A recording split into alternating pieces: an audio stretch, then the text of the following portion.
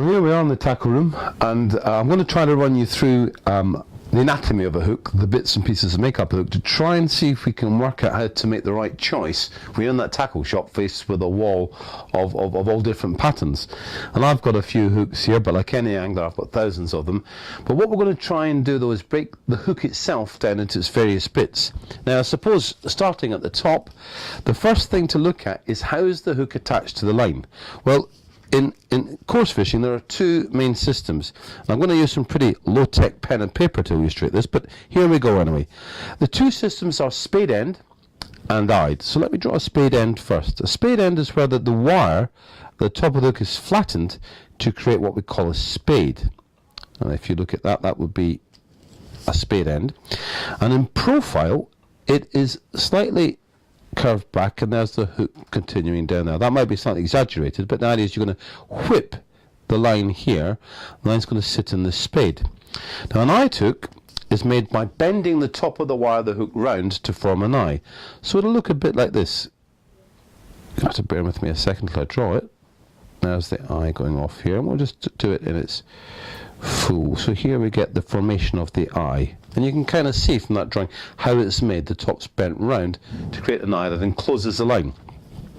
In terms of choice, spade end versus eyed, I would say for most of our fishing for silverfish in Britain, we would use spade end hooks. And the reason why is the line coming off a spade end hook will always be straight. So you're going to get a very straight, guaranteed line from the hook length to the hook, so the hook will be in line with your hook length every time, provided you take care to make sure when you tie your hook lengths that the line passes in front of the spade, but we'll cover that in another video. So this is a good option for general coarse fishing. For most of our float pole fishing we'd be using spade end hooks because of that presentation.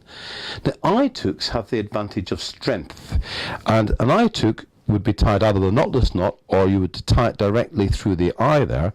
The slight problem can be that the line could move a bit within the loop here, and it won't form quite as neat a presentation as the spade end. So for strength, for bigger fish, for carp, an eye hook has the advantage of having a stronger wire all the way around, of being perhaps more resistant, whereas for presentation, a spade end would be my preference. So, eyes or spade, depending on the situation. Big fish, more general fishing, presentation more important, the spade end. Okay? Then we're going to talk about the straight part of the hook, which we call the shank. So if we take our spade end hook here, we'll draw another spade and we'll try and extend it down. The part that runs down now, here, is called the shank. And the best way to see this is in profile. So if we draw our spade again, here's the shank of the hook. Now, what's important here is the length. You can have long shank hooks, and I'll draw one like this, which would be a long shank hook there off to the bend, and you can have short shank hooks. So there's the two options there. Now, the advantage of a long shank hook is if you've got small fish and you've got quite delicate hooks and they're hooked just in the lip, a long shank gives you something you can get hold of to get the hook out of the fish's mouth.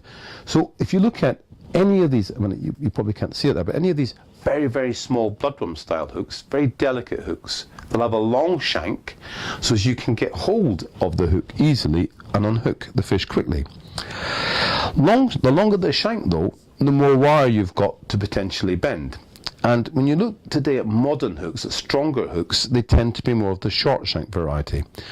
So a shorter shank hook would look like that. There's a shorter shank to give you some idea. I don't know if you can pick the hook out there, but that's got a shorter shank in it. Now, in general terms, in modern fishing, short shank hooks are the most common type hook you're going to see. The longer shanks are reserved, as I say, for small hooks, and potentially something like a caster hook. We used to use a longer shank and a caster hook so as we could bury the hook inside the caster, so you may still find a case for that. But as a general guide for someone looking at hooks at the start, look for a shorter shank for your general fishing. I mean, these days we're fishing for bigger fish quite often, so a shorter shank will be stronger, there's less wire to bend, they're a bit tougher, so look for a shorter shank rather than a longer shank. So we've got how to attach the hook, we've got the shank. So we've got a shank here. Now what the shank is going to give into, and we'll draw it here, is the bend. Now there can be different shapes of bend. The thing to understand, there's two parts of the hook here that's important. There's the shape of the bend, and there's what we call the gape. If I draw a standard round bend here, just to show you, the gape is the gap between the shank and the upturned point of the hook there. So this here is the gape. From here to here, all of this is the gape. Now what's important to get right with the gape is the gape has to match the bait you're using.